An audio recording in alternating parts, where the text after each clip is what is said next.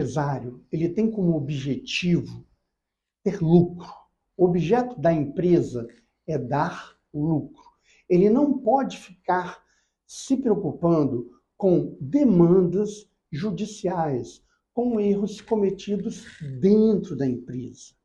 Para isso, eu aconselho a você criar um programa de prevenção de litígios ou processos, onde você contrata um escritório de advocacia e põe em contato com o seu departamento pessoal e a sua contabilidade, minimizando assim os riscos do processo.